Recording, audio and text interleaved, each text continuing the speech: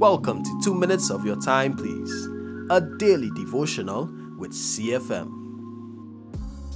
God can do anything. Seasons change.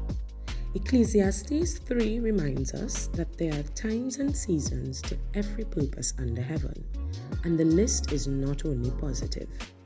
The word tells us it is the Lord that sets the seasons and times. So why is it that we expect God to say yes always, but never no? How is it that we believe God brings together, but never does he pull apart? Paul and Barnabas had a special relationship. Barnabas was a respected early church leader who literally vouched for Paul when the church was skeptical about his conversion. Remember when Stephen was stoned to death? Yeah. Saul was the one at whose feet the murderers laid their coats.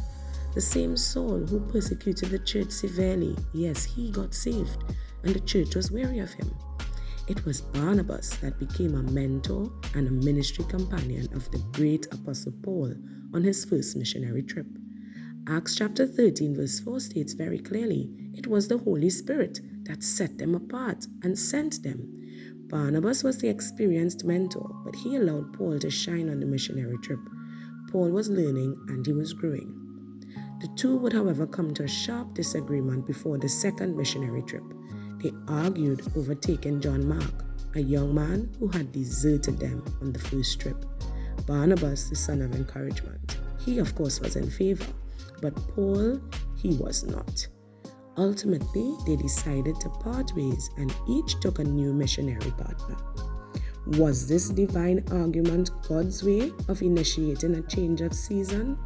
His way of closing a mentorship relationship and saying, I am now separating you to cover twice as much ground? Can God do this? According to Luke 1:37, God can do anything. Today, let us revisit our concept of God. He is not limited to working in ways we understand.